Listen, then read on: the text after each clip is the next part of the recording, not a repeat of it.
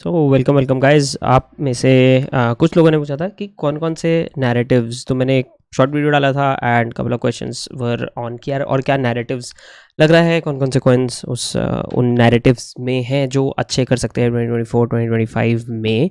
तो यहाँ पे ना कुछ स्कैम्स वगैरह भी हो रहे हैं, तो I also highlight those scams आज के इस नैरेटिव्स वाले वीडियो में। तो उसके लिए तैयार हो जाते हैं and let's have a look. पहले बात करते हैं, आपको सुन ही लिया होगा आपने, ये 2-1.5 साल हो गया अभी इस पर बात चल रही है, which is AI and big data token. तो इसमें एक चीज़ बहुत ज़्यादा ज़रूरी है दोस्तों, जिसमें आपको ध्यान रखना है। यहाँ पे इसको थोड़ा सा जूम इन कर लेता हूँ आप लोगों के लिए।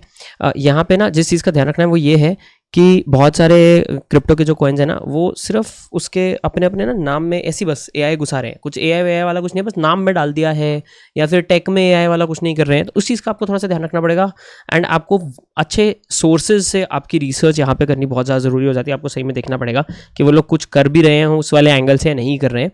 For example the Graph. अब द ग्राफ को AI की कैटेगरी में इन लोगों ने डाला हुआ है, but technically Graph is not an AI project as an example, right. तो यहाँ पे बहुत सारे हैं जो रिलेटिव अच्छे हैं। फेच है, आकाश है, सिंगुलैरिटी है। इवन सिंगुलैरिटी में थोड़ा बहुत अप डाउन चलता है। मैं प्राइस की बात नहीं कर रहा हूँ, मैं एक्चुअल उनके प्रोडक्ट की बात कर रहा हूँ। बट स्टिल ओशन काफ़ी ज़्यादा लोग बोलते हैं, बट अगेन आप अगर डेप्थ में ओशन में देखेंगे तो आपको बहुत सारी इंटरेस्टिंग चीज़ें पता लगेंगी। तो NMR है, न्यूमिरेयर के बारे में बहुत बात हो रही है, राइट। तो यहाँ पे आपको थोड़ा सा ध्यान रखना है कि कौन से सही में AI में आते हैं, कौन से सही में AI में नहीं आते हैं। नॉर्मली जब आप ऐसे नैरेटिव्स की बात करें तो उसमें यही होता है कि नैरेटिव्स के कुछ टॉप जो कॉइन्स होते हैं या जिनका बेटर प्रोडक्ट होता है, रिलेटिवली अच्छे इन्वेस्टर्स होते हैं, जिनके पास रियल वर्ल्ड कस्टमर्स हैं, उनकी तरफ थोड़ी सी नज़र रखेंगे अपने रिसर्च में, तो आपको बेटर फ़ायदा यहाँ पे हो जाएगा। नंबर 2 आ जाते हैं हम गेमिंग की तरफ। गेमिंग का तो आपको पता ही है सीन क्या सही है। गेमिंग में 2 चीज़ें जो मैं पर्सनली बहुत इंटरेस्टेड हूँ जिन चीज़ों में, इज़ मोर देन दोस्तों, जैसे सैंडबॉक्स है ना, या एक्सी इन्फिनिटी। एक्सी तो एक गेम है खुद में। अब एक्सी क्या क्या होता है इन लोगों का वो बात अलग है, बट सिर्फ इसके अलावा मैं आपको अगर सिर्फ गेम्स की बात करूँ, लूवियम इज़ अ गुड एग्जांपल है ना। पर जो एक्चुअल मुझे लगता है कि यार सही प्रोडक्ट्स बनाएंगे ना, वो होंगे इकोसिस्टम। तो जो गेमिंग को इनेबल करता है, इम्यूटेबल है, कि इम्यूटेबल के ऊपर गेम्स बन सकती हैं, वहाँ पे मुझे लगता है कि थोड़ा सा पोटेंशियल बेटर है, क्योंकि इनके पास बिजनेस अपॉर्चुनिटीज़ ज़्यादा है एक गेम से। देखिए, एक गेम को निकालना, मार्केट में लाना, मार्केट में लाने के बाद उसको सालों साल बरकरार रखना, उसको सालों साल लोगों का इंटरेस्ट उसमें बनाए रखना थोड़ा सा टफ होता है। इसलिए मुझे लगता है कि गेमिंग इकोसिस्टम एनेबल करने वाले जो प्रोडक्ट्स होंगे उन पे आप थोड़ी सी नज़र रख सकते हो। Engine is a good example. यहाँ पे अल्ट्रा वगैरह थे, एस फंड है, यहाँ पे तो लॉन्च पैड है, राइट।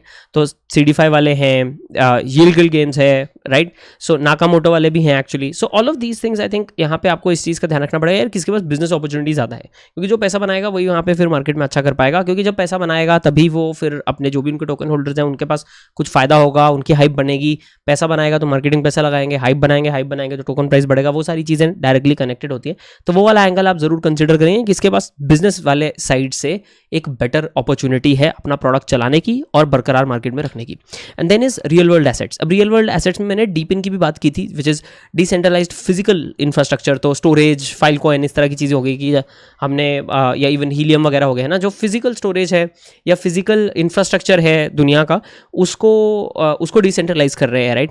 बट उसके भी एक कैटेगरी ना थोड़ा सा ऊपर आ जाते हैं, जो आ जाते हैं रियल वर्ल्ड एसेट्स के साइड। अब रियल वर्ल्ड एसेट्स में एवलांच, मतलब हाँ, एक चेन के अंदर अलग अलग चीज़ें जरूर हो रही होती है, but I think chain link is a very very good example यहाँ पे।